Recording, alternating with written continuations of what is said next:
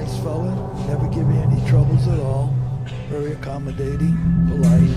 Ricky Cole and Frankie Garbo. And Capone.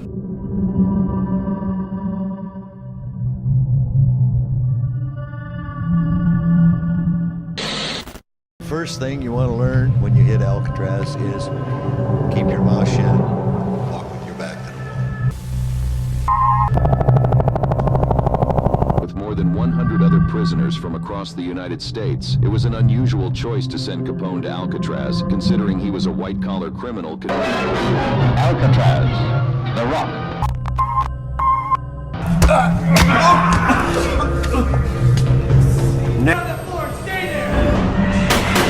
He shot them in cold blood, one by one, poking his gun between the bars of the cell front. And then right after that, the siren went off, and they were dead.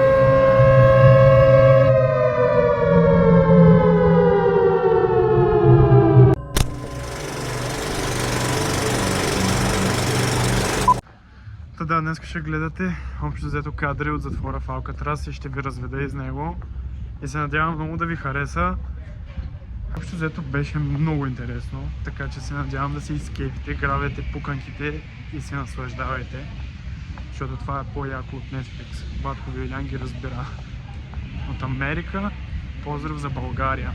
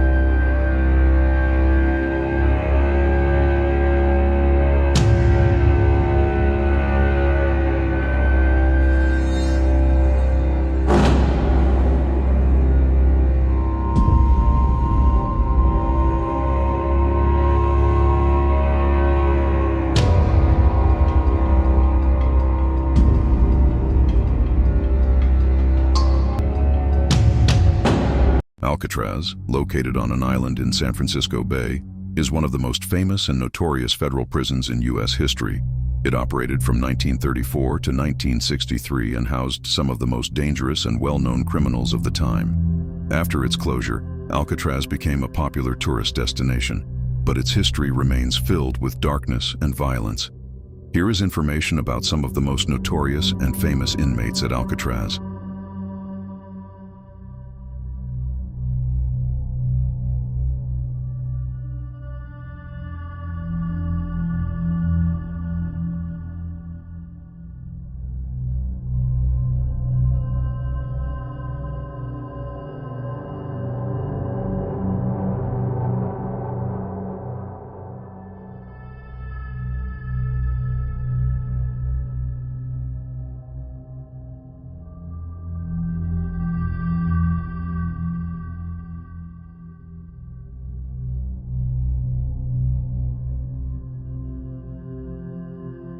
First thing you want to learn when you hit Alcatraz is keep your mouth shut, walk with your back to the wall.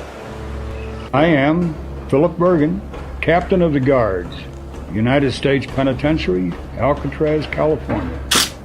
Well, my name is George DeVincenzi. I used to play checkers with Robert Stroud. I don't think I ever beat him. My name is frontal battles. I asked whether they hired blacks out there. You know how it was in the 50s. Yeah, my name is Leon Whitey Thompson. My number was 1465. It's a man who was dead inside. You couldn't hurt me no more, see? I'm John Banner.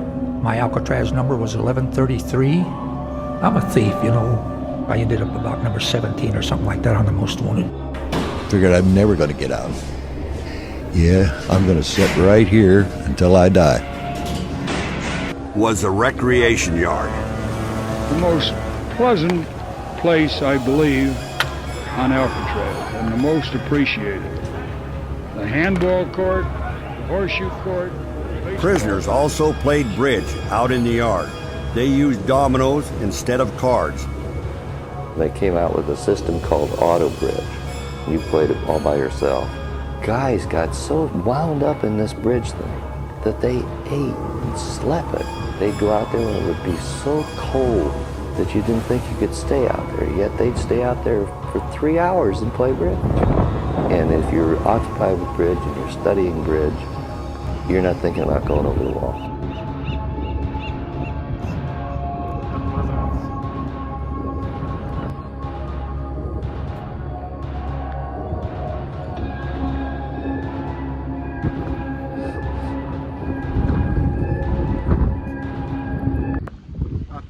Това е такъв аудиотур. Развеждате всеки сектор на самия затвор. This was called the cutoff. The Alcatraz cell house opened as a federal prison in 1934. Within these walls lived the country's toughest, most dangerous, and most famous prisoners. It's called Broadway. Line of cells on the right side. Cell number 113. Stop and look inside. Broadway was the first stop for arriving prisoners. We went right down Broadway, you know, in our birthday suits. And all the guys, you know, howling. Well, here's a typical Alcatraz cell. Every one of them in the cell house exactly like. I had a metal tabletop and a little chair there, and that was about it. The cell was pretty barren. Isolation. D-Block was the prison within Alcatraz, the treatment unit. This place is going to operate on the basis that you do what you're told, and you're going to get a fair break. If you don't behave yourself, we're going to come down on you like a ton of bricks. Unruly or violent prisoners were sent here. They stayed in their cells 24 hours a day. Typically, they were only allowed out once a week for a shower and exercise. Walk over to the photo panel on the wall. You'll see a photo of Robert Stroud. Alongside Stroud, you'll see some other well-known prisoners.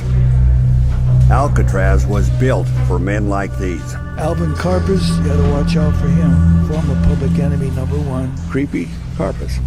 When you seen Creepy, you wouldn't have to be told he was creepy because he walked on his toes. And Kelly. Kelly. Nice fella, never give you any troubles at all. Very accommodating, polite. Mickey Cohen, Frankie Garbo. And Capone. Ain't a fool with Capone, see? He was a street fighter. He's a big man. He was in good shape. The only thing, his brain was gone. He had syphilis. Well, eventually it drove him crazy. Now, turn back to the cells. This was the prison library. You put your request on a library card. If the book was available, they'd bring it, put it in the bars for you. Prisoners with reading privileges could subscribe to approved magazines. And if it had some story about some convict out of Nebraska or something, that was cut out. Never mind that you might have been reading a serial and it was on the back of one of them pages. Prisoners who behaved could also take correspondence courses. Took a course from the University of Pennsylvania on animal husbandry. The gestation period for a pig is 3 months, 3 weeks, and 3 days. Now, let's continue. Walk out of the library. Immediately turn left. Walk toward the recreation yard doorway up ahead. Stay along the left wall of the corridor. You're now on CD Street. C and D block. They call it CD Street for C and D. Look for a large photo panel along the left wall. On Alcatraz, guns were never carried down here on the floor. In May of 1946, an inmate named Bernie Coy, along with 5 accomplices, decided they would escape to freedom. Alcatraz was built to keep every inmate directly under a gun. To escape, Bernie Coy knew he needed the keys in the gun gallery. He arranged for an accomplice in D Block to distract the officer in the gun gallery, while he overpowered the officer here on the floor. Next, to enter the gun gallery, Coy used his homemade bar spreader. He climbed the face of the West Gun Gallery with his homemade bar spreader hanging around his neck. See there at the top of the bars, where they curve back towards the back wall? Well, that's where he spread the bars apart, wide enough so that he could squeeze into the gallery. Coy surprised the gallery officer and knocked him out. He grabbed his gun and keys and dropped them to his accomplices on the floor. Look below the gun gallery to the recreation yard door. This was the door they hoped to open, but none of the keys worked. The last thing I heard was, "This is the right key, but it won't open the door." Outside the cell house, other officers on duty were unaware of what was happening. The phone started ringing. They weren't getting any answers. Then, one by one, 8 guards walked into the cell house to be confronted by armed convicts. More people kept coming in. They kept catching more people. Please find cells number 402 and 403. Walk over to them. 8 officers were captured and locked up in these cells. Escape was now impossible. The prisoners' frustrations turned to rage. Joe Kritzer pointed his gun at the officers trapped in these cells. Wildman Sam Shockley incited Kretzer to kill the captive guards. He shot them in cold blood, one by one, poking his gun between the bars of the cell front. And then right after that, the siren went off, and they were dead. Now continue back up the aisle towards the library. Stop at the cutoff across from the library. It is on your left. What happened next became known as the Battle of Alcatraz. What the hell did they have to live for? They were going to die. They were going to die one way or the other.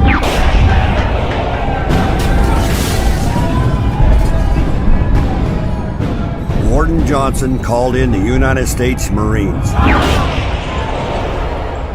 For 2 days, the Marines and correctional officers bombarded the cell house from island slopes and rooftops.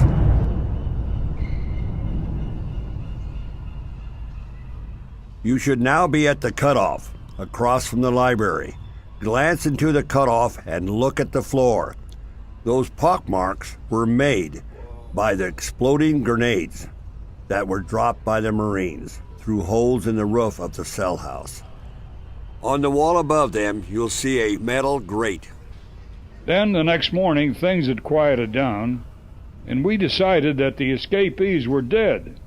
We found them there in the utility quarter. They were firing their guns as they died. At the battle's end, 2 officers and 3 prisoners lay dead, and 2 other prisoners were later executed for their role in the escape attempt. Step back out of the cutoff and onto CD Street. Continue walking slowly past the library along the corridor. Although calm was restored for San Franciscans,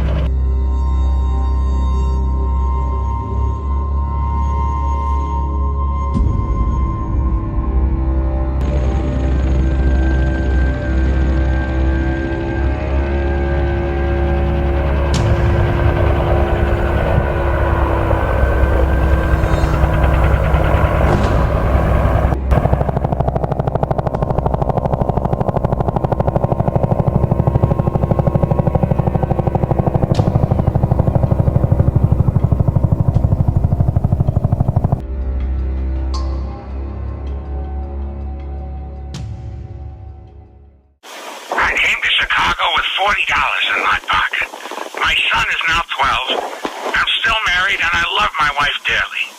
He arrived at Alcatraz in 1934. His life took a dramatic turn. From his transfer to Alcatraz as prisoner 85 to his model behavior as a prisoner to his battle with syphilis, Capone's story is filled with unexpected twists. Capone, the notorious gangster known as Scarface Al, was a name that struck fear into the hearts of Americans during the 1920s and 30s. He was public enemy number one, the face of organized crime in Chicago. Alcatraz had just opened its doors a few weeks before Capone's arrival, and it was considered all but escape-proof. Capone, who had been serving his sentence in Atlanta for tax evasion, was transferred to Alcatraz with more than 100 other prisoners from across the United States. It was an unusual choice to send Capone to Alcatraz, considering he was a white-collar criminal convicted of tax evasion. Still, some believed it was a government PR ploy to showcase their new prison and justify its cost. Alcatraz, the Rock, the mighty escape-proof jail in San Francisco Bay, dreaded by every American lawbreaker. It is dusk, and within the prison, a mutiny of hardened, life-term killers has become war to the death. Coast Guard's planes and boats patrol the swift waters of the Golden Gate. Armed with weapons from the prison armory, the prisoners boast they will shoot their way out. At dawn next day, press reporters and newsreel try to land for close-up action. But Alcatraz guards and warders wave them back. The island battle is on. Yesterday was my 4th anniversary here, but I got no cake. Ha ha. I guess everything would be all right if I could just see you and give you a great big hug. I hope your cold is better. Your loving son, Robbie. 2. Robert Stroud, the Bird of Alcatraz. Robert Stroud, known as the Bird of Alcatraz, was convicted of murder and spent much of his life in solitary confinement. Although he was considered dangerous, he also became known for raising and studying birds in prison. After years of dealing with disciplinary problems and being placed under strict control, Stroud became one of Alcatraz's oldest and most famous inmates. So, I know you're good friends with Robert Stroud, and, you know, people say he was like that. You know, he killed people. The switch would flip, and then he would, you know, go crazy and stuff. But that's not what, or is it? No, he didn't kill nobody for nothing. That guy that he killed in Alaska, that guy beat his girlfriend up. He had a girl. He was a young guy then, and he had a good-looking girlfriend that was a bar girl. She worked in bars, and she supported him. And this guy beat her up. This bar punk beat her up, so Stroud killed him, and he got 20 years for that. You think he meant to kill him, Charlie? You think he meant to kill him, or he? Hey, yeah, he meant to kill him because he beat his girlfriend up, and he meant to kill his ass. Yeah. They call me Machine Gun Kelly, the outlaw with the $1 million name. Machine Gun Kelly is on the run. The Bureau wants to give this bootlegger turned bank robber Kelly a one-way ticket to Alcatraz. Bank robbers are going down in bullets, in hails of bullet. Stick-ups and shootouts ain't bad enough. Kelly turns to kidnap. And that makes an enemy out of the feds. I'm Gus Jones, and it's my job to bring this man to ground.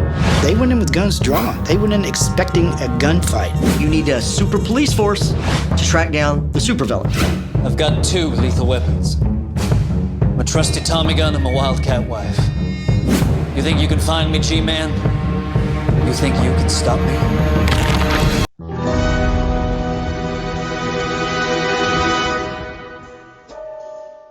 George Kelly Barnes, born on July 17, 1900, and passing away on July 18, 1954, was an American gangster hailing from Memphis, Tennessee, who gained notoriety during the Prohibition era. Recognized by the alias Machine Gun Kelly, he earned this moniker due to his affinity for the Thompson submachine gun. His criminal legacy is primarily tied to the high-profile kidnapping of oil tycoon and entrepreneur Charles F. Burchell in July 1933. This infamous incident resulted in the extraction of a $200,000 ransom by Kelly and his gang. Notably, Urschel's meticulous collection and inadvertent leaving behind of substantial evidence played a pivotal role in aiding the subsequent FBI investigation. This investigative trail ultimately led to Kelly's apprehension in Memphis on September 26, 1933. In addition to the high-profile kidnapping, Kelly was involved in other criminal activities, including bootlegging and armed robbery.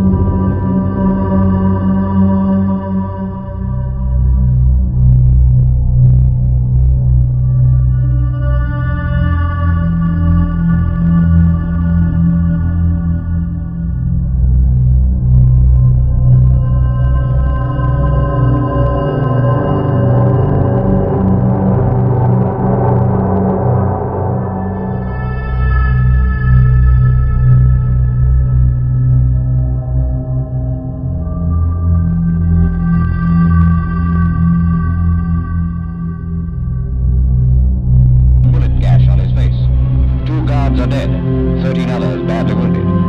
Alcatraz itself bears witness to the furious struggle now ended.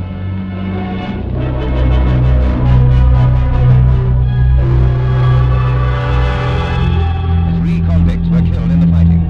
Now they come back to the mainland. This was Bernard Paul Coy, Kentucky bank robber who touched off the revolt. Tennessee kidnapper Marvin Franklin Hubbard is also taken to the city morgue, along with Joseph Paul Kreitzer, California killer, reportedly the brains behind the attempted jailbreak. Well armed and desperate, they tried and failed. Three others probably face the electric chair. Nobody has yet escaped from Alcatraz,